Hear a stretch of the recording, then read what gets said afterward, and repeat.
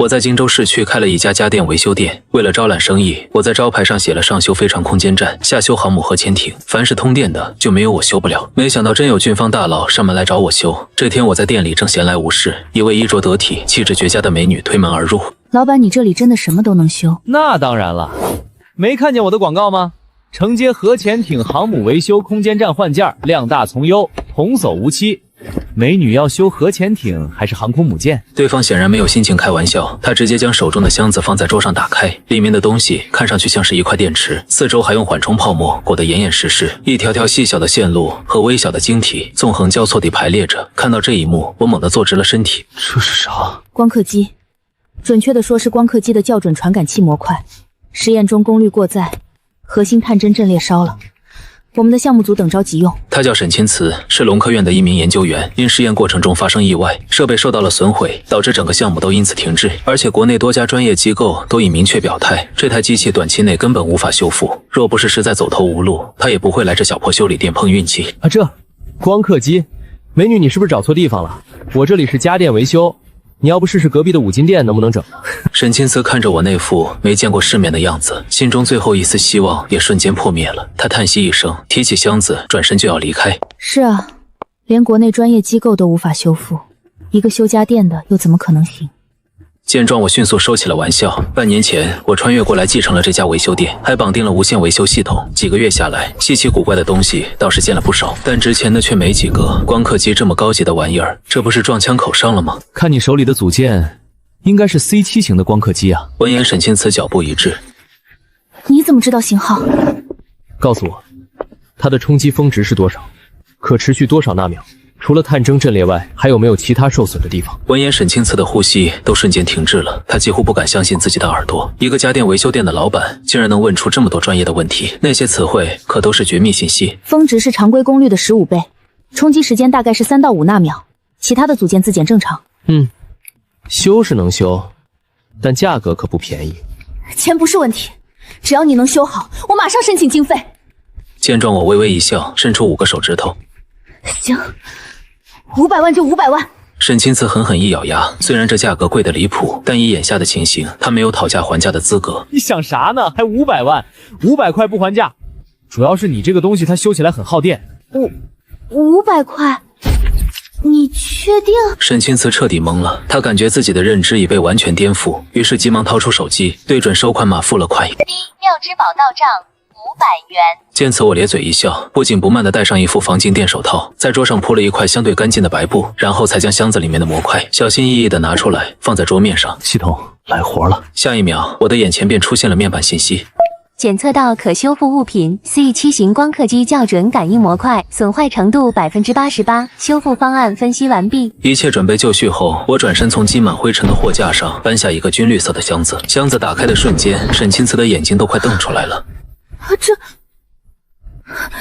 你这都是些什么东西啊？他本以为我有什么秘密武器，可箱子打开之后，里面的东西却让他大跌眼镜。一把被改造的奇形怪状的电烙铁，一个家用热风枪，剩下的工具也差不多，不是厨房里的打蛋器，就是从垃圾堆里淘回来的各种破烂。老板，你不会打算就用这些破烂来修我的光刻机配件吧？别紧张，我这些设备都是祖传的，当年阿波罗登月的时候还用它们抛过光呢。如果不是看你这是光刻机，我都舍不得拿出来用。我一边做着准备工作，一边冲着他咧嘴一笑。啥？阿波罗登月？沈钦慈嘴角狠狠地抽动了几下，虽然他此刻无比后悔走进这家店，但现在也没有别的办法了，只能死马当活马医。另一边，我已经拿起手中的电吹风，对着模块吹了起来。没有想象中的热浪冲天，却是带着一股淡淡的臭氧味。可一旁的沈钦慈却惊奇地发现，那些微米级的线路。老板，这又是什么？电质松缩作用的逆应反应作用，用特定的频率化作脉冲，使晶格金属记忆恢复。简单来说，就是帮他记起自己本身的模样。不等沈钦慈反应过来，另一边的我已经把那把难看的电烙铁通上了电，电烙铁尾端连接着一根针，正在逐渐变红。见此情景，沈钦慈震惊的情绪还未平复，心脏又紧跟着提了起来。你这是要干什么？拿着一根烧红了的大头针是要做什么？而我的脸上却露出前所未有的认真，大头针保持静止不动，然后缓缓靠向模块上被损坏的核心探针阵列，针头刚刚靠近，一股肉眼勉强能看见的电弧便闪烁了起来。沈钦慈亲眼见证了他这一生都无法忘记的一幕。你别这么惊讶好不好？这不就是个冷原子玻璃吗？龙科院的科研人员就这，显得多没见过世面啊！不就是个冷原子玻璃？你要不要听听你在说什么？这种技术，咱们在对于未来技术设想的论文中可是都不敢写的。沈清慈已经惊讶的说不出话来，他感觉自己寒窗苦读几十年所建立起来的科学观，正在被眼前这个男人用一堆破铜烂铁砸得稀碎。好了，最后一步了，重建探针阵列和微米线路。沈清慈就这么眼巴巴地看着我，从一旁的饼干盒子里拿出点小粉末，装进了小玻璃瓶里，紧接着把打蛋器放进小玻璃瓶里，开始工作了起来。这是超声波雾化悬浮？哟，见过，那说明你这个科研人员当的还行。我咧嘴一笑，紧接着又启动了电烙铁。沈清慈透过特殊放大镜看到，那原本烧毁的基板线路，此刻正在快速的修复着，而且修复好的线路比原来还要完美。此刻我的头上已经布满了细密的汗水。修好了，不过这玩意儿的精度确实很高。闻言，沈清慈瞪大了眼睛，这就修好了？这才不到半个小时的时间，你真用大头针加上这一堆饼干盒子装的玩意儿给修好了？质疑我的技术啊？你不一直都在旁边看着吗？不放心的话就检查一下呗。哦，对了，我还提升了一下你们光刻机的精准度，所以得加钱。此话一出，直接让沈清慈瞪大了眼睛。他脑海中还回荡着我刚才说的冷原子玻璃技术，在震撼之中，我自然成了不折不扣的世外高人。而现在，这位世外高人居然和他谈起了最俗气的东西——钱。老板，你刚才说的那个电致撒缩什么的，是什么意思？哦，那个不是和你说了吗？祖传下来的独门手艺，不外传的。祖传下来的手艺？光刻机才出来多少年啊？你家祖上挺年轻啊。那个，你说要加钱，要加多少？差不多这个数就行。3根手指头，这是3万还是30万？沈清慈再次愣住了，打多了不太好，但打少了似乎更不好。好，30万就30万。我说你这个女同志，不能不把国家的钱当钱啊！300块。你别老万了行不行？闻言，沈清慈那双大眼睛闪烁着不敢置信。这都修好了，你都不狮子大开口一下吗？那可是光刻机技术啊！你就是要上千万，我也得给你啊！800块1分不能少啊！对了，刚才忘了和你说了，你们这个模板的精准度，我帮你们校准了一下。实在不好意思啊，这个模板属实是有点老了，我没忍住。原先的共振频率太粗糙了，我给你们往前挪了1个百分点，应该对你们的项目没啥影响吧？你说多少？1个百分点。闻言，沈清慈顿时倒吸一口凉气。作为专业人员，他太清楚这1个百分点的含金量了。那个老板，我能要个你的联系方式吗？干嘛？我可是个正经人，东西都给你修好了，你怎么还想连吃带拿的呢？沈清慈彻底无语了，他实在有些搞不明白，眼前的男人到底是什么情况？一会儿是世外高人，一会儿又下头的厉害。不是，我是想下次万一要修东西的话，能够第一时间找到你。我看你是怕东西没修好，找不到我人了吧？放心吧，我的店就在这里，你随时来。如果没修好，我把那800块钱退给你就是了。沈清慈嘴角狠狠地抽了抽，但他又想到自己得赶紧回去交差了。可他刚走出店门，电话便响了起来。掏出手机一看，是院长周德厚打来的。江凌雪，你在什么地方？不是让你去修复光刻机模块吗？院长您别着急，东西修好了，我现在马上就送回去。修好了？你在哪里修的？在一个家电维修店修好的。江凌雪，你是不是急糊涂了？那可是光刻机。院长，我没撒谎，真的修好了，核心传感阵列、微米级传导线路都修复了，而且精度也提升了1个百分点。闻言，对面沉默了许久后，才缓缓开口。你在什么地方？我现在去接你。一路上，研究院的车疯狂地飞驰着，前面开车的周德厚脸色铁青无比，怀里抱着箱子，浑身的神经都紧绷到了极致。他知道此刻的院长已经快到了爆发的边缘，可他脑子里却满是我那一脸的玩世不恭和那些看上去和破铜烂铁一样的修理工具。他甚至是怀疑自己刚刚只是做了一场奇葩的梦。研究院的大楼门前早就站满了各个项目组的科研人员，车子刚刚停靠在大门口，众人便围了上来。林雪怎么样？模块修好了吗？东西呢？快拿出来！咱们的项目已经等不及了。修好了吧？修好就修好了，修好了吧是什么意思啊？而且你是在哪里修好的？咱们的专业机构给出来的时间说，最短也得好几个月啊！你这才出去了几个小时就修好了？是在一个家电维修店修好。众人闻言，顿时都倒吸一口凉气。家电维修？这可是光刻机啊！你去家电维修干什么？这不是胡扯呢吗？江凌雪，你是不是疯了？你这是拿着我们整个龙科院在开玩笑啊！他浑身哆嗦的眼泪都开始在眼眶中打转。行了，都闭嘴！江凌雪，你确定修好了吗？他脑袋一片空白的点了点头。行，把东西拿到1号无尘实验室进行实验。如果修好了，你大功一件；修不好，你就准备去军事法庭吧。事已至此，也只能将希望都寄托在那个看上去极其不靠谱的修理店老板身上。1号无尘实验室内，几名专业人员身着防护服，小心翼翼地将模块从箱子里面拿了出来，进行测试。我的天，这是什么焊接工艺？修复的线路太漂亮了。江水晶不会是去找了什么我们不知道的高人吧？这简直就像是从原厂里拿回来的一样。不对，这简直比原厂的还要完美，根本看不出修复的痕迹。没过几分钟，突然听见远处的众人传出一阵接着一阵的赞叹，他有些不知所措的抬起头来看向众人。不对，这材料不太对劲，立即对这份材料进行分析。我们这里好像没有这样的修复材料。是，院长。材料组立即开始启动仪器，对模块修复部分进行全面扫描解析。将林雪的心也再一次提到了嗓子眼。院长，咱们的数据库中显示，咱们暂时还没有这样的材料。什么？连数据库里面都没有？这都已经2026年了，世上居然还有没被发现的材料！快，赶紧通电测试！周德厚已经无法掩盖心中的喜悦，众人也都一个个快速的各就各位。电源系统自检完成，无异常。内部逻辑单元检测完毕，无异电路测试完毕，数值在可控范围之内。大屏幕上一条条绿色信息弹跳出来，每一个声音都让在场所有人的心脏狠狠地被击中一次。一个被宣布物理烧毁的模块，居然通过了所有的自检流程。这不科学啊！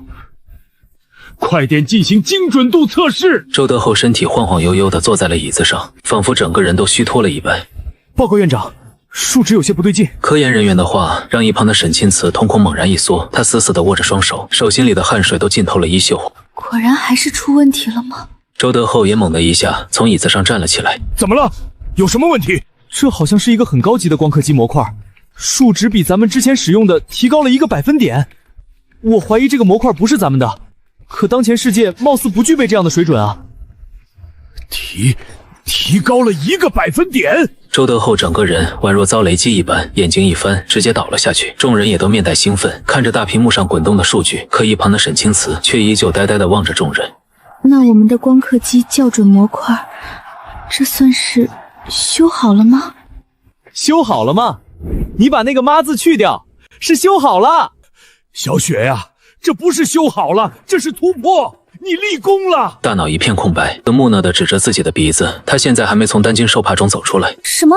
我立功了？刚才院长都说自己要上军事法庭了，这怎么眨眼间就又立功了呢？江明雪，鉴于你在本次重大技术攻克难关之中的卓越表现，现在我任命你为本研究组的组长。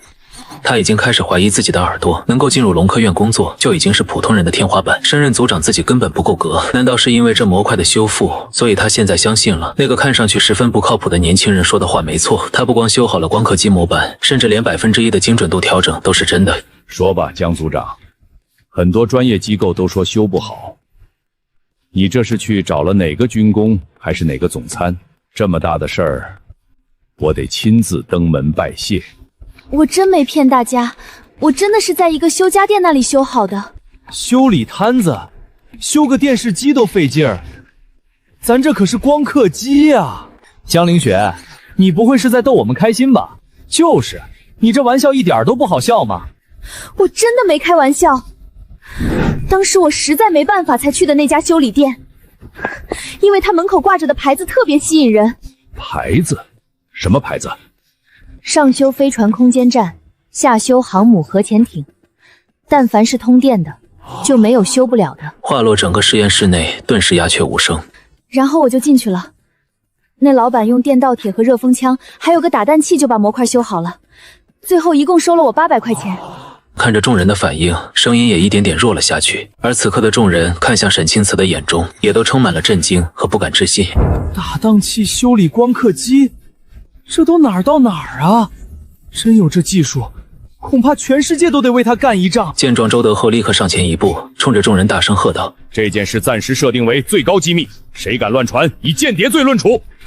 项目组现在立刻按照全新的精准度给我制作一批芯片出来，我要在最短的时间内看到成果。”话落，周德厚却冲着他招了招手：“小雪，你先别走，你还记得那个修理店在什么位置吗？记得。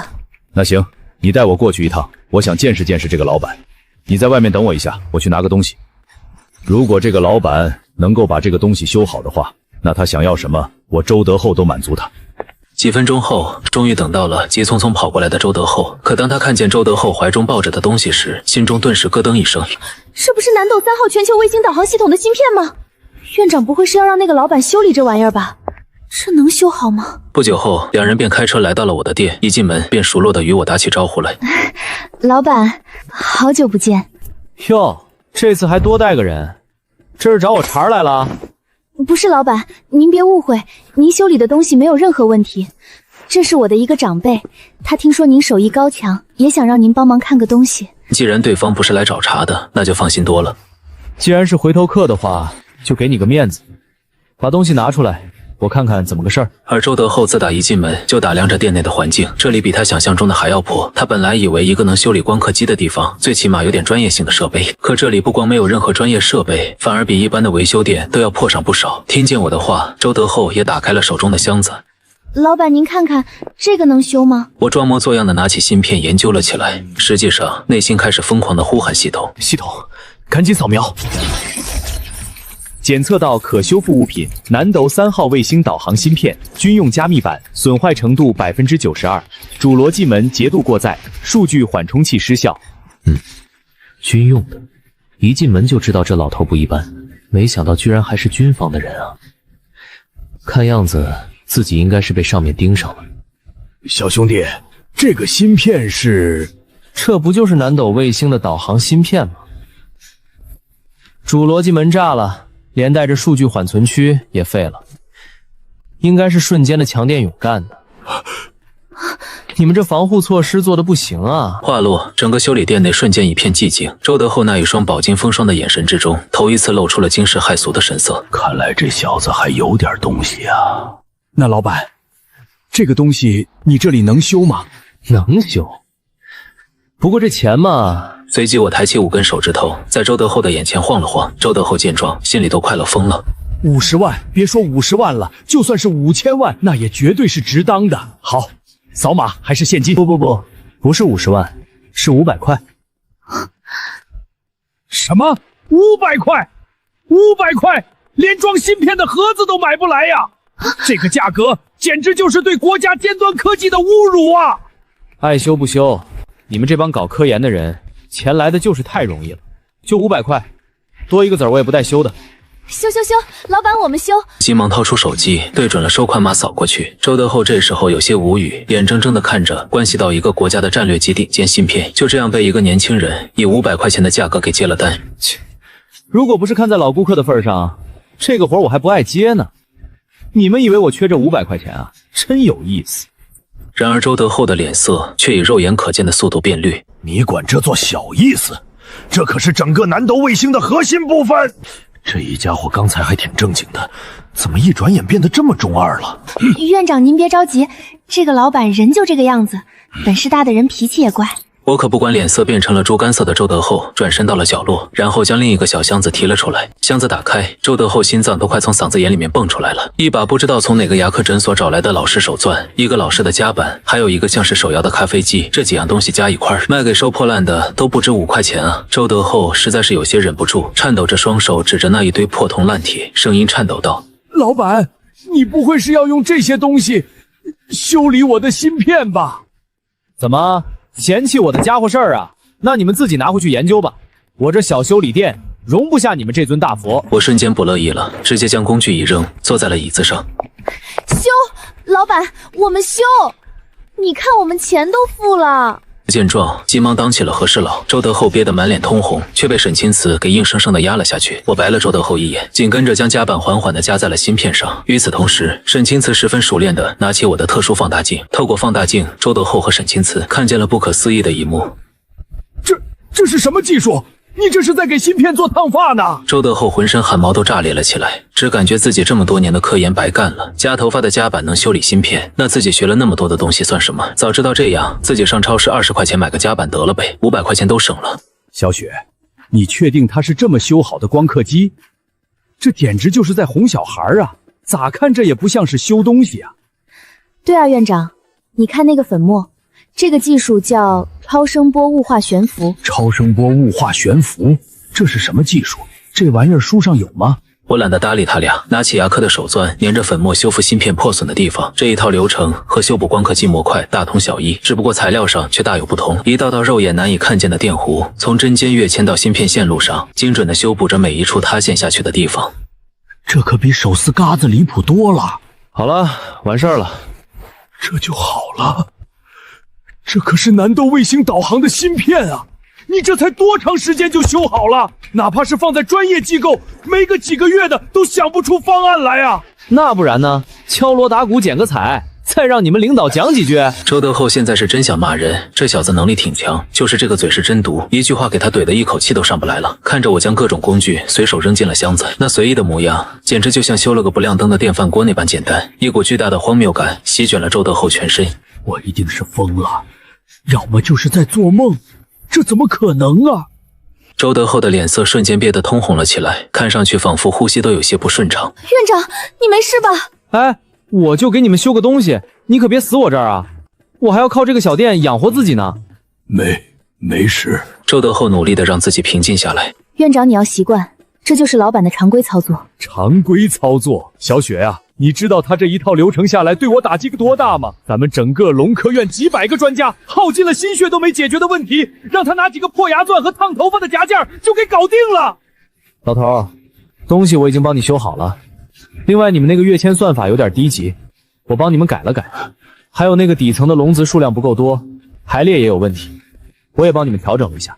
举手之劳。看着周德厚恢复如初，我这才长长的呼出一口气，说道：“本来还想让周德厚加200块钱的，但看着他刚才都差点背过气了，还是算了吧，别真把老头给交代在这里。”什么？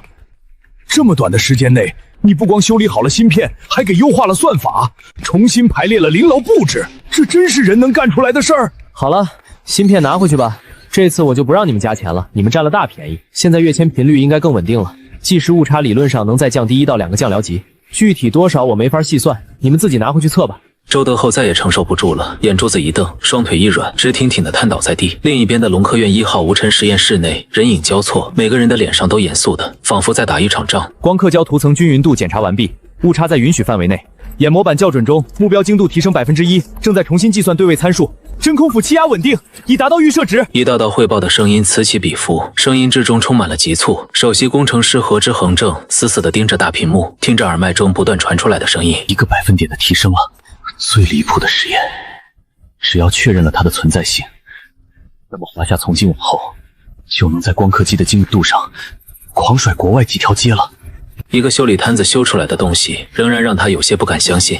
启动曝光程序。何之恒通过对讲机下达了最终命令，而后一声轻微的闷响响起，光刻机开始运转，所有人都屏住了呼吸，成败在此一举。数据在大屏幕上疯狂地滚动着，每一个字符都仿佛每个人的心脏在疯狂地跳动。曝光完成，显影清晰烘干，每一步都堪称教科书式的完美。当那片承载着无数人希望的晶圆被机械手臂送入检测台时，何之恒的心脏几乎都快停止跳动。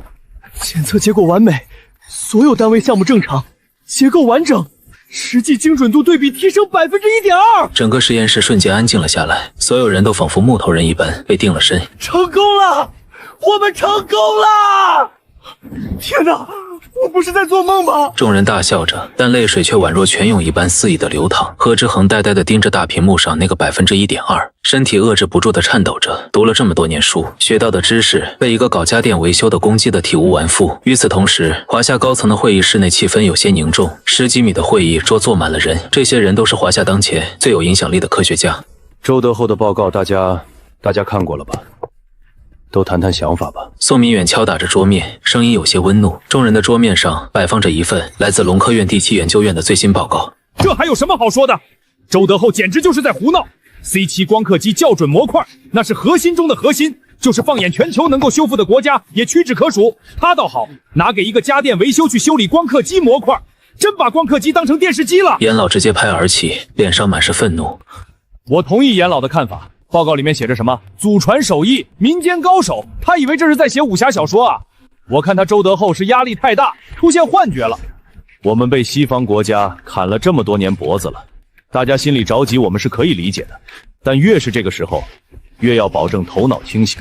周德厚这是在虚报，这已经不是简单的失职了，而是严重违纪了。会议室内的气氛越发的浓重起来，几乎所有人的意见都非常的一致。宋明远听着众人的议论，眉头皱得更深了。他了解周德厚是个严谨到极致的科学家，绝对不会是信口开河的人。周德厚院长在科研领域的贡献，我们是有目共睹的。或许这件事情有其他缘由，也说不定。能有什么蹊跷？我看最大的蹊跷就是这份报告本身。我认为应该立即停止第7研究院的所有研究项目，并且派遣调查组进行调查。我复议，我也复议。宋明远看着众人群情激愤的样子，叹了一口气。这次你周德厚算是踢到铁板了。就在此时，会议室的门被敲响，门口的秘书急得满脸通红。宋部长，第7研究院又传来一份加急报告。又是周德恒，他有完没完了？是不是下一份报告要说他造出高达了？严老冷哼一声，脸色越发的难看。报告显示，第7研究院刚刚研发出来了一款新型芯片，采用的是全新的刻度标准。全新的标准有多新？报告显示，比我们之前的精准度要提高了1个百分点。话音落下，整个会议室瞬间安静了下来，紧跟着气氛瞬间炸了。1个百分点，这是什么概念？赶紧把报告给我！严老一个箭步飞身，直接将报告拿了过来。他仔细的看了几眼之后，整个人都遏制不住的颤抖了起来。怎么了？严老，你没事吧？这些数据没问题，但这怎么可能呢？人可以撒谎，但数据不行。他从事科研这么多年了，哪个数据出了错，他一眼就能看出来。但这份报告上的数据完全属实。我就说，周德重这么多年的院长了，一定不会违规操作的。可是这件事情太过于蹊跷了。难道说是他们先前积累的某种刚好达到巅峰，然后机缘巧合之下突破了？巧合？1个百分点啊！您管这叫巧合？宋明远没有搭理众人的争吵，他急忙拿过那份报告，详细的查看了起来。片刻之后，他的目光在 1.2 的突破百分点和全新芯片上面反复停留。诸位，这份报告上的数据无可厚非，这也就说明周德厚的那份报告绝不会是假的。但现在问题就出在这家维修店身上。宋明远深呼吸一口气，脸上的神色有惊喜，但更多的是茫然。家电维修，民间高人还是祖传手艺，这些字看起来都很正常。但他一个家电维修居然能维修光刻机，最重要的是他还修好了。宋部长，我怎么感觉这不是真的？那可是光刻机模块啊，怎么可能出自一个家电维修店啊？光刻机模块啊，那是核心中的核心，全球能修复的国家都屈指可数。或许这是周院长在掩人耳目，也许那个什么家电维修店是周院长的一个秘密基地。又或者周院长是在掩盖什么真相？一名民院士眉头拧成了一个疙瘩，会议室内顿时又吵闹了起来。芯片的成果让他们震惊不已，但他们越是震惊，对这个家电维修店就越是好奇。这个家电维修店，我们一定要了解一下。这样，小李，你帮我安排几个人去找一找这个维修店，看看到底有没有这么个地方。记住，一定要小心点。第二天，我平复了一下自己的心情，才又打开了店门。昨天周德厚在自己的店里直接昏倒了过去，还好救护车来得够快，否则的话，自己赚的几百块钱都得搭进去。两个中年男人便径直走进了店里，哥俩身姿挺拔，面容严肃，虽然穿着和普通老百姓差不多，但浑身上下那一股气质和普通人完全格格不入，就差把便衣2字写在脸上。你俩在拍谍战电视呢？两人进店后，直接朝着四周围观望起来，那模样根本就不像是来修理东西的。好家伙，昨天自己才送走一个，今天又来了俩，自己这小店都快赶上网红打卡点了。哼，老板，刚营业呢？营业？当然营业了。二位老板要修什么？是进口洗衣机不转了，还是双开门制冷冰箱不制冷了？老板，你看这个东西能不能修一下子？其中一个男人将一个小玩意放在柜台上，那玩意方方正正的，没啥宝贵的包装。这啥玩意儿？老式的 MP3，还是老式充电宝？对，这就是个老式的音乐播放器。老板，你能修不？音乐播放器？你家音乐播放器长这模样啊？真是糊弄鬼呢呀！刚才哥俩一进门，我就已经将对方身上带电的所有物品尽收眼底。眼前的这玩意儿名叫黑哥军用加密器，故障原因为非标准断电而导致安全锁死。这哥俩果然不是来修东西，是来摸底的呀。这玩意儿看上去年头不短了，修起来有点麻烦。这种老玩意儿啊，最考验手艺了。很多时候不是它出了毛病了，而是闹脾气了。我拿着窃听器掂了掂，二人面面相觑。对于我这种故作玄虚的做法，显然显得有些不耐烦起来。这次我连打蛋器都没有拿出来，只是用手指头在窃听器上敲打了几下，声音富有节奏且缓慢，看上去就只是在普通的敲打，但现场的两人却已经汗流浃背了。他敲的是紧急系列重组。我听见了，这是国家级的窃听器。这种序列重组本身就是为了在不暴露之下毁掉内置感油器，但一个修理家电的老板怎么知道这么做能修好？就在二人心中掀起万丈波涛的时候，我手中的窃听器红点闪烁了起来。行了，搞定了。我就说这种玩意儿就欠收拾。20，扫码还是现金？我将手中的窃听器直接扔在了桌子上，冲着二人伸出2根手指头，哥俩彻底的愣住了。你是怎么知道的？什么？不是说过了吗？祖传手艺，我爷爷当年就是靠着这一手绝活，把村里拖拉机的便秘给治好了。不过话说回来了，二位老板，你们拿这个窃听器告诉我说是 MP3，这不厚道吧？窃听器，我要是真给你们把这玩意儿当成音乐播放器拆了，整坏了算谁的？闻言，二人的头发瞬间竖了起来，身体宛若遭雷击一般过电。他们以为这个年轻人什么都不知道，可结果人家从他们一进门就明白了。那啥，我们俩哥俩早已汗流浃背，脸憋得一个比一个通红。行了，别废话了，20块钱赶紧转。你们两个别想赖账啊！我这里可是全程监控。给，我们给。哥俩连连点头，旋即掏出手机，急忙扫了20块钱。行，你俩还有事吗？修完了还不走？我查看了一眼到账信息，旋即奇怪地看向二人。走，马上走。两人拿起窃听器，逃也似的离开了小店。哟，哼，我还切可闹呢。然而刚走出距离小店不远，哥俩就坐进车内，大口大口的喘息。宋部长，是我们。情况怎么样？那个修理店存在吗？找到是找到了，店也的确存在，只不过这人有点邪门，比我们想象中更加的邪门。我们刚一进门，就掉进了他的圈套。他不仅直接把我们要修理的东西看穿了，甚至还知道加密的解锁方式。知道咱们加密的解锁方式？这怎么可能？那窃听器可是最高级别的，研发的时候就是为了应对各个国家之间的特工工作，你和我闹呢？宋部长，我的话句句属实，这个修理摊老板的确有些邪门啊，一时半会儿说不清楚啊。行，你俩先回来。是。医院内，消毒水的味道充斥着周德厚的鼻腔，心电监护仪正发出有节奏的微弱声音。院长，你醒了。芯片，我们的芯片呢？芯片在呢。赶紧将小箱子拿了过来。周德厚急忙看了一眼，里面安然无恙的芯片，那颗悬着的心这才放了下来。我要出院。院长，医生说您现在的身体不能出院，需要静养。不行，眼下正是关键时刻，我必须出院。周德厚十分固执地挣扎着起身，急忙换好了衣服，怀里紧紧地抱着南斗卫星的芯片。曾经这就是个破烂玩意，但现在这是他的宝贝疙瘩。去开车，马上回去。很快，第7研究院的大楼近在咫尺了。车辆通过层层安检，稳稳地停在了办公大楼门口。车子刚停下来，一个身穿白大褂的研究员便冲了过来，脸上满是焦急之色。怎么了？出什么事了？院长，中枢系统的人来了，现在就在实验室里。走，去看看。中枢系统，他们怎么会突然来第7研究院？好像是说来检查一下咱们光刻机研发出来的新精度的芯片，关于那1%的精准度，他们不太相信，所以亲自来查验了。你说什么？1%的芯片研发出来了？闻言，周德厚眼珠子都快蹦出来。是的，研发出来了，在您和赵组长离开没多长时间就搞定了。好啊，可谁让他们把报告递交上去的？通常来说，上交报告必须是万无一失的。这芯片刚搞定，就火急火燎的给中枢系统上交报告。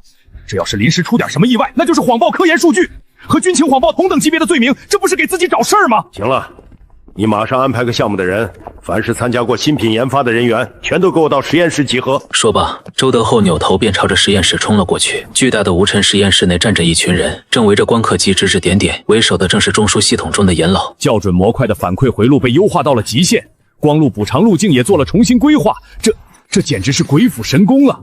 关键是这些优化都是在原有构架下完成的，没有破坏任何基础协议，这怎么可能啊？周院长，你能不能告诉我们你们实验室到底是怎么回事啊？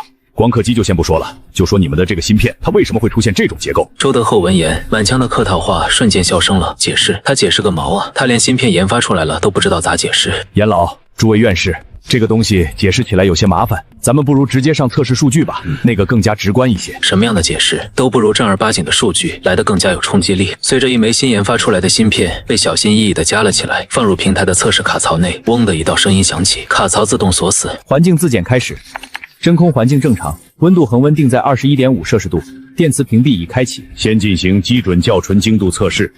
校准模块响应时间3.8纳秒，运行稳定，光路偏差修正率每秒12.5微米，超过设计指标1.2%。听着各单位的情况汇报，现场的人群之中立即出现了一阵骚动。仅只是一个基础的数据，就已经让他们大为震撼。严老，这个数据已经非常惊人了。咱们正常光刻机的校准模块原设计修正率正风点是12.1微米。严老面无表情地嗯了一声，看起来波澜不惊。基准测试通过，开始第2阶段的高强度负责测试。周德厚同样的面无表情，但他遏制不住颤抖的身体，早就将他此刻焦躁不安的内心给出卖。指令输入完成，全息投影立即出现了宛若洪水一般的数据，疯狂地涌入了芯片之中。这一测试是在模仿光刻机，在极限的条件之下进行超高精度的曝光状态以及复杂运算状态。芯片占用率99.6%，温度开始上升了，45度、67度、70度了。成败在此一举。实验室内一片寂静，只有众人疯狂吞咽口水的声音不断的响起。在以往的测试之中，芯片一旦超过了安全温度，将会直接启动自我保护，频率降低，校准性能也会大大的减弱。然而此时此刻，全息屏幕之上，校准响应时间数据却丝毫没有落下，依然稳定的维持在3.8纳秒。温度稳住了，已经76度了。这怎么可能？它的散热功率是怎么稳住的？这不符合我们的设计方案啊！严老和众人面色凝重地看着全息投影，这已经颠覆了他们对于传统意义上的科学理念。周德厚此刻突发奇的想要玩一波大，好好的让中枢系统这帮领导们开开眼。全体都有，准备最终测试，模拟光刻机在极限震动、高热以及复杂电磁干扰下的运行状态，进行超精密校准与纠错测试。院长，极限震动和强电磁控扰那是最高标准，没有任何一枚芯片能扛得住，会瞬间烧坏的。老周啊，我们已经看见了全新芯片的成功之处了，你不用再测试了，这已经非常完美了。但周德厚此刻就像是疯了一般，根本听不进任何人的话，哪怕是严老在，但这第7研究所是他周德厚的地盘。你们没听见我的命令吗？立即执行！我说了不许测，我看你们谁敢动！严老这事是真急了呀！这么好的芯片，如果因为周德厚突然间增加上去的难度整坏了，那他们这帮人都心疼死。负责测试的各个单位的众人纷纷双手悬空，额头上的汗水顺着脸颊滑落了下来。中枢系统的严老不让测，但周德厚偏要测。一个是比研究院规格还高的中枢系统，一个是他们的直系领导，得罪哪一个都不好整啊！测。是。各单位的科研人员不敢违抗周德厚的命令，刚刚才停止运转的光刻机又启动了起来，屏幕上的全息投影数据再次疯狂的滚动。周德厚，我告诉你，这次实验如果失败了，你就等着上军事法庭吧。周德厚宛若没听见一般，眼睛死死地盯着大屏幕。全息投影的屏幕上，代表校准偏差率的数据不断的上升起伏着，代表着芯片在极端的情况之下维持光路校准。突然间，全息投影上面出现了最终的偏差概率，一连串的00偏差0失误，众人顿时都瞪大了眼睛。我是眼花了吗？重新测试，再来一遍。闻言，严老脸色憋得通红无比，牙齿都咬得发出咯吱咯吱的声音。周德厚这个老家伙是非要把这个芯片搞坏了才肯罢休吗？这次所有工作人员没有丝毫的犹豫，全息投影再一次运转了起来，最终的结果依然是0，一遍、2遍、3遍，每一次的测试结果都是0。老天爷啊，5遍了！咱们以前的芯片连1遍都无法承受啊！疯了，周德厚一定是疯了！这真是一个修家电的给修好的东西，简直就是奇迹啊！严老这时再也忍不住了，周院长，你到底是从哪里找到了那个能把光刻机运用到这种地步的神？够了吗，严老？我们的芯片能不能符合你们的标准？够了，周院长，太够了！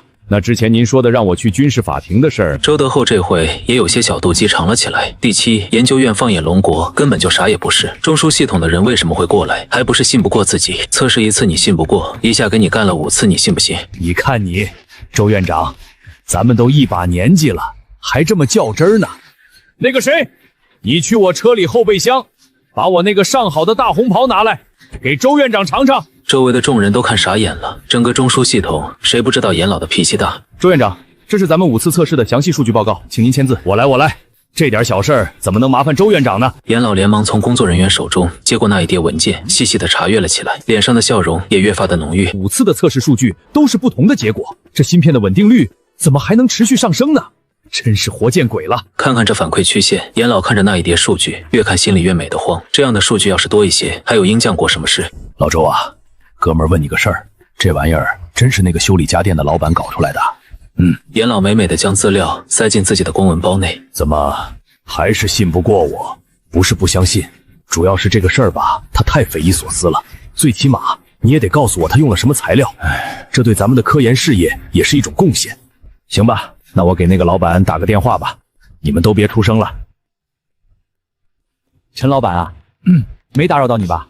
我是那个沈清慈的叔叔啊，我那天下午在您那儿修过东西的，您还记得我吧？哦，是你啊，病好了，打电话干啥？讹我来了？没有，我就是来和你报喜来了。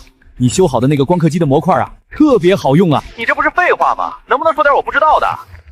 为了给你修理那个扬刻机，我还专门从老干妈盖子上抠下来漆，碾碎成粉末焊接的。啊，我本来打算用动物饼干的盖子来做的，只收几百块钱，算是便宜你们了。闻言，现场的众人都愣住，这都哪跟哪儿啊？老干妈的盖子都能搞光刻机技术，一个卖辣酱的技术是不是有点太超前了？陈老板能修理光刻机的方法还真多啊！我头一次感觉光刻机这玩意儿咋这么廉价呢？啥玩意儿的盖子都能抠下点东西来修一修。不是我说，大叔，你有事儿没事儿啊？我这边还忙着呢，隔壁刘婶还等着电磁炉炒菜呢。没事了。周德厚话音刚落，我便直接挂断了电话，然后整个实验室都陷入了一片死寂之中。那个老板最后说了句啥？他说他要修电磁炉。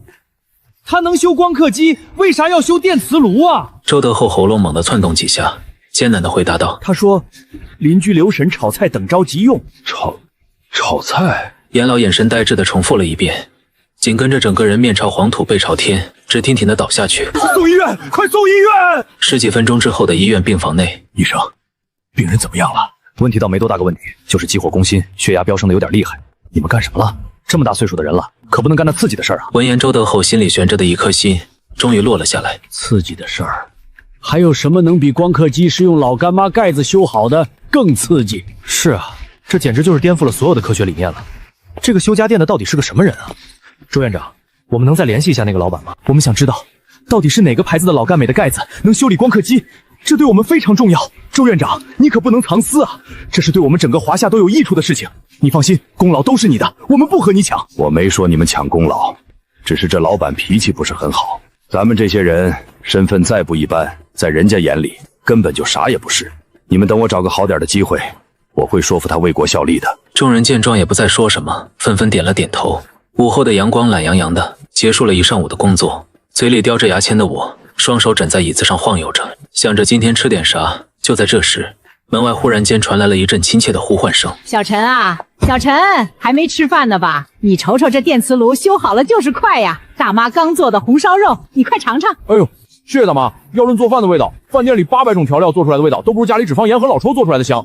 是大妈谢谢你啊，每次修理东西都不收钱。今天要不是你啊，大妈连饭都吃不上了。你那手艺啊，比那官方售后都好使呢。刘婶一边说话，另一边的中枢系统宋明远办公室内，两名男子站在宋明远面前，脑袋都快低到地上去了。宋明远坐在办公桌后，后背挺得老直溜。他的面前摆放的正是被我修理好的黑鸽窃听器。这可是军用级窃听器啊，保密序列位于甲等级别，核心技术更是咱们各个研究院改了许多遍才改好的。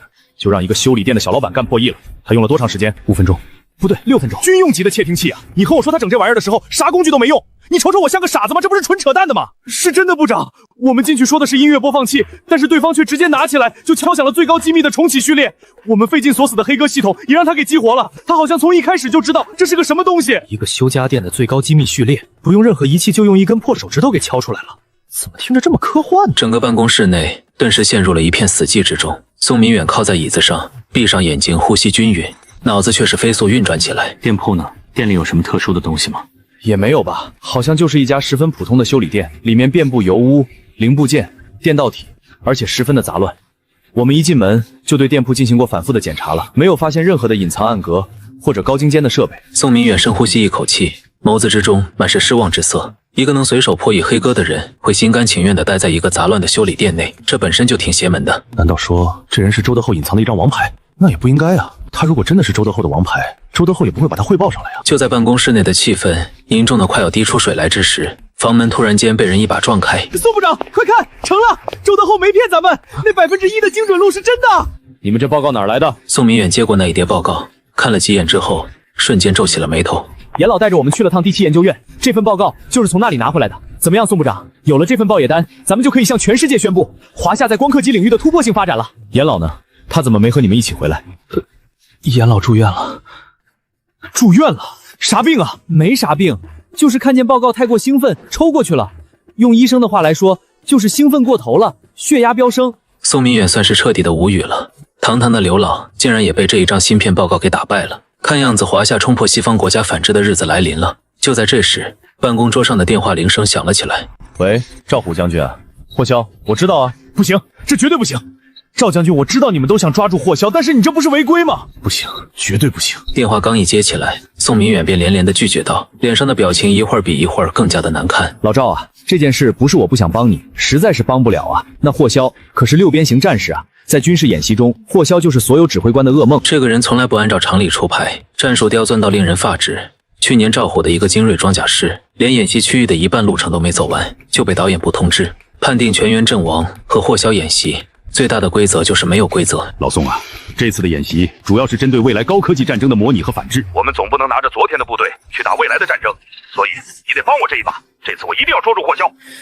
老赵啊，这不是我不帮忙，部队有部队的规矩，科研院有我们科研院的规矩，咱们是2套系统，你不能拿着科研院的东西去部队打擂台啊。宋明远满脸的肌肉都在颤抖着，这要是真帮了，那他罪过可就大了。演习部指定是要鉴定武器装备，到时候怀疑到自己头上只是时间问题。规定是死的，人不是活的吗？老宋，宋部长，你就帮我这一次，我那新训练出来的好兵送你几个，给你站岗，还有我20年的陈酿茅台也给你拿几瓶。站岗我有警卫员，酒我也不缺。宋哥，叫你宋哥行不行？什么激光武器、电磁脉冲的，你给我来点，我也不让你太为难，哪怕是你们实验室里面稍微有点苗头的原型机都行啊。赵虎的声音都带着几分恳求，宋明远的脑门也开始冒汗了。他知道军演在部队里代表着什么。你从我这里搞到装备了，那就失去了演习磨练的意义了。我说宋哥，霍霄的战术那叫磨练吗？超音速导弹、无人机蜂群，整得跟科幻片一样。我这边雷达都不带显示的，就被导演部通知演习结束了。实在不行的话，给我来几个精准指导芯片，我自己装带头上去行不行？不行，赵将军，这是原则。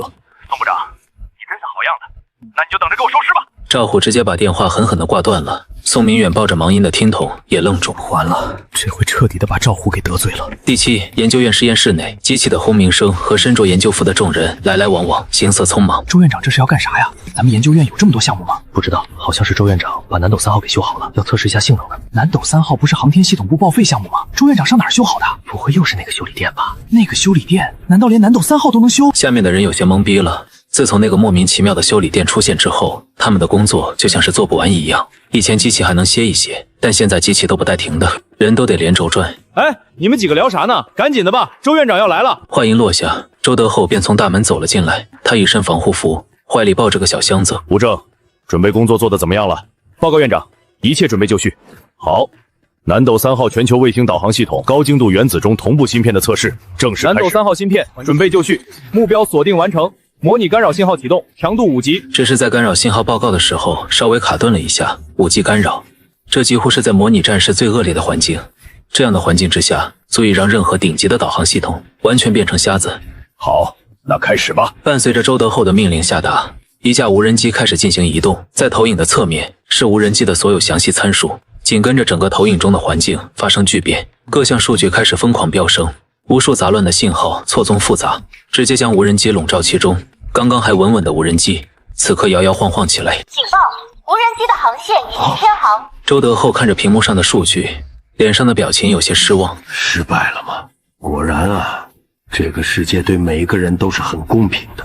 陈远洲能够修好光刻机已经是最大的极限，现在让他来修理南斗卫星导航系统，显然还是有些专业不对口了。不过能把光刻机修理好，这一项能力就已经是非常的逆天了。但就在周德厚低头失望的片刻，现场忽然间响起了一阵惊呼声。他猛然抬头看去，只见全息屏幕之上竟然出现了第3个数据。根据名称显示，那是来自于芯片自己的数据算法。他将无人机的数据死死地按住，然后自行又捆绑了一套算法，最终大屏幕上的数据稳定的一动不动。无人机在天空之中安然无恙地盘旋着。这是什么？咱们南斗卫星里面有这玩意儿吗？南斗卫星里面没有，但陈老板那里有。周德厚露出一个极其得意的笑容。当时我就说过了，把里面的算法改了改，但是他万万没想到，我的随便改改，竟然是能让无人机在5级的干扰环境之中生存下来。这小子的脑子里面到底装的是什么东西啊？如果能够将他给带到我的研究院的话，那我还不得起飞了？这老板到底是什么人？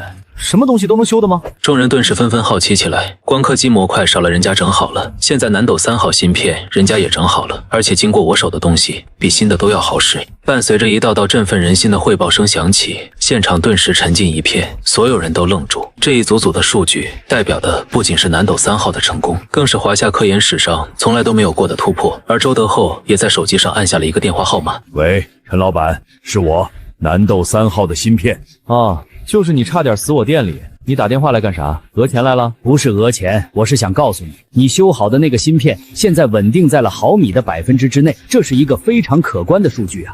还有啥事儿？周德厚兴奋地说了一大堆，对面的我却没有半点兴奋的意思。陈老板，你就不惊讶吗？这数据惊讶？我为啥要惊讶？你以为我是江湖骗子？我有节操的好吗？你以为我白拿你那几百块钱呢？陈老板，我不是这个意思。好，挂了。周德厚有些懵逼了，他怎么感觉这是我给他设下的一个圈套？院长，你没事吧？没事，把芯片给我装起来，我要去一趟航天部。南斗3号就是从航天系拿过来，当初他们说着这玩意儿修不好了，所以给周德厚试试运气。另一边，一辆军车风驰电掣，目的地也是航空系统。后座上，赵虎那张脸阴沉的都快能滴出水来了。老宋这个榆木脑袋，竟然在这个节骨眼上选择了见死不救，你不帮忙是吧？行，那我就直接来航空系统部找郑启文，这里可是专门玩天上的那些东西的地方。想到这里，赵虎心中的希望又多了几分。航空系统部大楼人影交错，忙碌的一塌糊涂。郑启文的办公室不像是个办公室，更像是一个战争时期的指挥部。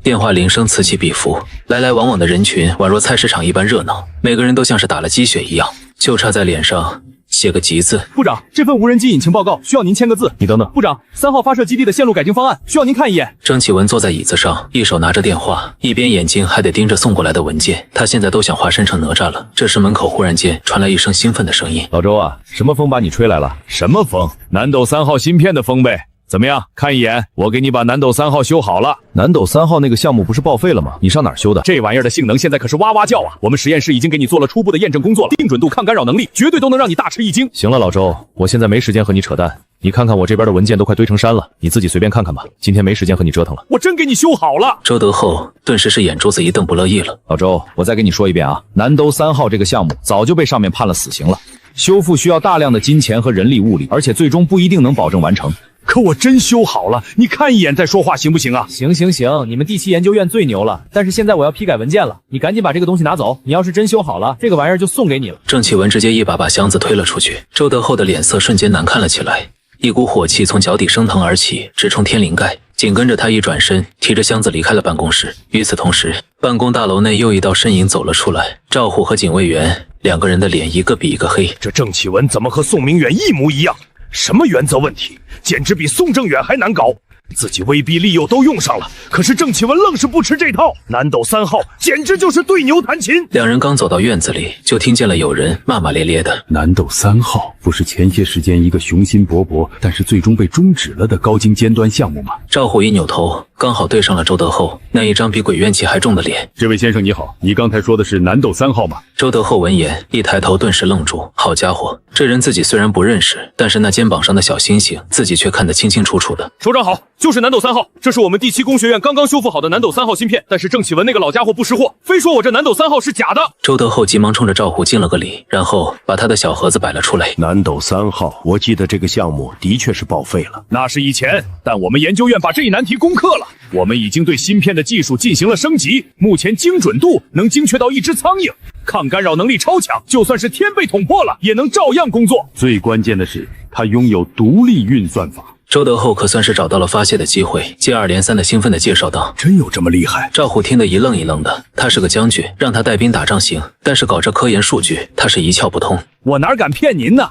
这要是装在导弹上，指哪儿打哪儿；要是给单兵装备用上，深入敌后标记位置，随时和指挥部联系，多完美啊！赵虎此刻脸上的表情从最开始的感兴趣变成了疑惑，现在是最后的震惊。他不由自主的呼吸有些急促了起来。他做梦都想着干死活肖，精准定位，超强抗干扰，独立通信通道，每一句话都精准无比的砸在了赵虎的心坎上。你能为你说的这些话负责吗？当然了，我是第7研究院的院长，我这么大个院长，说话还能不算话？好，既然如此，我愿意拿出专项经费来，全力支持你量产它。如果这笔专项经费不够，我会给你申请一批补充经费来推进研发。但是我们部队必须要第一个试用，而且短期内你们不能给别人使用。那啥，将军，量产还不行，因为咱们这个芯片，它的加密河道和逻辑运算都是独立的，是全新的体系。它就是一把能打开未来世界大门的钥匙，但是这把钥匙咱们现在只有一个，而且我们目前还不太清楚这把钥匙的内部构造。这枚钥匙最要紧的是，它需要和天上的卫星进行对接。你放心，我会向上面申请最好的科研院来帮你的忙。我就不信咱们泱泱大国有成品，还没办法破译这么个小玩意儿。不行的，将军，科研院办不了这个事儿。什么意思？咱们整个国家的科研院，你说哪个我就去找哪个，还办不了这么一个小小的芯片？赵虎的眉头拧成一个疙瘩，在他的眼中，有了成品了，那就是有了作业了，有了作业了，你抱着抄不就完了吗？将军，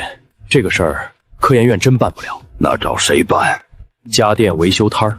什么玩意儿？赵虎的声音陡然提高了数倍，他都感觉自己的听觉是不是出现了问题了？科研院整不了的事，你要让一个家电维修摊整？你和我闹呢？这可是关系到一个国家未来战略走向的顶尖项目啊！将军，我知道这个听起来挺离谱，不过这事一时半会儿我也说不清楚，咱们走一趟您就知道了。此刻的修理店内，空气之中弥漫着一股塑料烧焦的味道。我正拿着一把小镊子，夹着一个比大米还小的电容，正在给一台老旧的功放做替换。丁，修复80年代功放一台，获得科技点2，当前科技点1940。伴随着我放下镊子，一道机械音响了起来。这都多少天了，修的东西不是电饭锅就是电磁炉。科技点长得比蜗牛还慢啊！上次修理光刻机和南斗3号芯片，看看人家那科技点长得多猛，照这个速度下去，别说是歼星舰的制造图纸了，连单兵外骨骼的零头都凑不够啊！就在这时，一辆军车稳稳地停在了店铺门口。赵虎看着眼前这条平平无奇的街道，眉头都竖了起来。将军，就是这里了。街道上略显杂乱，各种小商贩的叫卖声不绝入耳，人倒是不少，但看上去和其他小街道没什么差别。你把秘密基地放在这里，不怕暴露啊？咱们从哪里进？口号暗号是什么？秘密基地？将军，没有秘密基地，也没有什么入口，这里就是咱们要来的修理铺。周德厚，你是不是以为我和你闹着玩呢？南斗3号连科研院都搞不定，你给我带来这么个破地方，军演马上就要开始了，你当我的时间打水漂呢？赵虎沉默片刻之后，瞬间是炸了。将军，你别激动，咱们的南斗3号就是在这里修好的，而且不光如此，前几天的光刻机精准度也是在这里调好的。如果这里整不了，那我想全世界都没有一个地方能整得了。啥？还能修光刻机？赵虎瞬间愣住了，谁不知道光刻机这玩意难搞啊？这个破地方还能修理光刻机？他细细地打量着周德厚，对方可是正儿八经的第7研究院的院长，这么大的身份，不至于骗自己来这么个破地方。行，先进去看看，如果里面和你说的不一样，哪怕你是天王老子，我也让你下岗。赵虎整理了一下衣服，朝着修理铺走去。周德厚也是长长的呼出一口气，旋即跟在其身后走了进去。丁，检测到可修复物品：闪光3型战术手电筒、内部电路板短路、猎鹰单兵战术护目镜、热成像涂层脱落、蜂鸟微型通讯器、信号接收模板损坏。几个人刚一进来，我便从赵虎身边那个人身上获取到了可修复信息。都是军用品啊，而且为首的男人一看就知道身份不低，应该是个军中大佬啊。老板，好久不见啊！大叔，很久不见了，身体怎么样？虽然自己不怎么待见周德厚，但是顾客就是上帝，该礼貌还是得礼貌点。身体好，芯片也好，经过陈老板修复的东西效果都不错。我们回去之后做了全方位的测试，性能比原版还要好不少。行了，你说点我不知道的行不行啊？一旁的赵虎看得直摇头，他本以为店主最起码是个40-50岁的男人，结果没想到就是个20来岁的毛头小子。本以为店里面会有一些特殊的精准仪器，进来之后除了一些铁锈味，还有空气中漂浮着的烧塑料味道。年纪轻轻油嘴滑舌，轻浮还自大，这样的人也是高人，简直就是胡闹。将军，这还没开始呢，你上哪儿去啊？周德厚，咱俩的账以后再算。哎，那个头，你那个警卫员腰上的战术手电筒电路板有问题，还有他身上的护目镜热成像涂层都秃噜皮了，晚上用和瞎子有什么区别啊？哦对了，他耳朵里面那个微型的通讯器信号模板也烧了，不怕到时候炸死他？我的声音不大，但是却是清楚地传到了每个人的耳朵里，尤其是赵虎的警卫员，一脸不可思议地看向我。怎么回事？报告将军，手电是前几天训练的时候不小心弄坏的，护目镜和通讯器出了故障。我本来打算今天换新的，但是咱们突然更换路线，没来得及。这么重要的东西，你全给整坏了，让你出来是执行任务，逛公园呢？不上报，不更换，这要是在战场上，就是个活靶子。赵虎本来就在气头上，这个时候直接是指着警卫员的鼻子破口大骂。但是转念一想，赵虎的身体也呆住，他们从一进门什么都没说，这个年轻人是怎么知道这些的？你怎么知道的？赵虎这时候才后知后觉，那一双眼睛死死地盯着我。多年来的征战让这个老兵身上的寒气瞬间迸发了出来，一旁的周德厚也瞬间吓了一跳，他怕赵虎一声令下，让身边的警卫员把我给提出来暴揍一顿。你见过谁家好人出来还带个保镖啊？其次，我不管你在部队里面是什么位置，但是这是我的店，在这里是龙你得盘着，是虎你得卧着，不服气就滚蛋。闻言，周德厚彻底愣住。我去，陈老板，你要不要这么刚啊？这可是将军啊，人家只要愿意，别说你这个铺子，直接给你丢炼钢炉里炼的，你信不信？赵虎也惊住了，那一双眼神之中除了震惊，还有满满的不敢置信。这么多年以来，除了自己新兵连的时候让班长踹过几脚，还真没有人敢这么和自己说话。你怎么说话呢？这时一旁的警卫员忍不住，他握着拳头直接就朝着我冲了过来。我让你动了吗？滚回来！不等警卫员冲过来，赵虎便暴喝一声，警卫员脚下瞬间一滞，紧跟着退了回去。你们到底是来干啥的？我告诉你们啊，我这里是修理铺，不是擂台赛，想打擂台滚出去打去。我表面上淡定的一比，但实际上心里已经慌成狗了。这大人物的保镖是不一样啊，那宽松的衣服，刚才瞬间肌肉就暴涨了起来，那一拳头要是砸在自己脑袋上，这部剧都得提前完结。是这样的，陈老板，咱们上次不是修了一个南斗3号的芯片吗？我们想请你把这个芯片装在弹头上，让这个弹头拥有定位功能，你看行不行？这么劲爆，你们要干啥？我一听也顿时来了兴趣，这可是个大活，用来打仗。我们蓝军有个叫霍霄的，你应该不陌生。我们回打回输，这次我们要赢一把，你能不能做到？赵虎一脸严肃地盯着我问道，只要我说自己不能，他就打算新账旧账一起算。做肯定是能做到，不过我需要这个数。我伸出5根手指头晃了晃，500块，行，我马上扫码。周德厚屁颠屁颠地掏出手机，就准备付款。什么500块？这次我要5万块。啊？为啥呀？以前不都是500块的吗？这次怎么涨价了？因为我瞅他不顺眼，敢对我动粗，5万都是少的。我抬手指向赵虎，眼神之中满是不忿。整5万就5万，整好了我再给你加5万。伴随着一声清脆的到账声响，我算是接下了这个大单。行，拿人钱财替人消灾。不过这个活不能在我这里干，得去你们那里干。为什么？我那可是核心项目场地啊，谁知道你是干啥的？这要是泄露点什么核心信息，那不是出大问题了？不是，我说你这个家伙看上去也算是个大官，你不会是想让我把南斗3号装到子弹上面去吧？起码得有个炮弹吧？那是能在市区露头的玩意儿吗？这玩意儿一露头，我不得上新闻啊？这个赵虎再次吃瘪，只不过这一次他吃的是心服口服，光是想着把芯片装上南斗3号，压根就没考虑过这个问题。行，没问题。那你俩等等啊，我去收拾一下我的东西。我冲着2人说罢，便直接扎进了后面的储藏室。周德厚和赵虎2个人都愣住，2人本来以为我是要收拾行李啥的，结果我就带了一个破布包就出来。你就带这些东西，仪器啥的呢？仪器？要啥仪器？我的大脑就是最强仪器。我白了赵虎一眼，旋即扭头就出了店门。好吧，人家是技术人员，反正只要是能干趴霍霄，他说啥是啥。你俩腿着来的？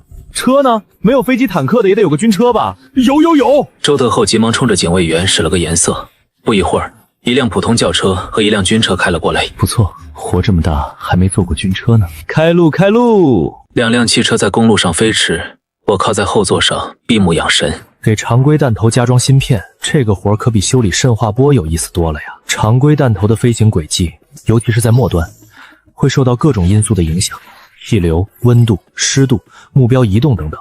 所谓末端修复，就是在弹头即将命中目标之时的最后阶段，通过内部的微型动力装置进行姿态调整，修正这些偏差。几小时后，2辆车缓缓地驶入了一处戒备森严的营区，高墙电网，3步一岗，5步一哨。士兵们荷枪实弹地来回巡逻着，一进入这里，我就感受到了一股强烈的肃杀。真不愧是军营啊，这股子气氛就是霸道啊！陈老板，我们到了。闻言，我抱着自己的破布包下了车。进入大楼之后，心中也是大为震撼，这就是比自己的修理店气派啊！巨大的厂房式结构，空间开阔，各种叫不出名字的精密仪器正在运转着，穿着各种各样工作服的工作人员正在各自的岗位上忙碌着，而我的出现也立即引起了众人的注意。那不是赵将军吗？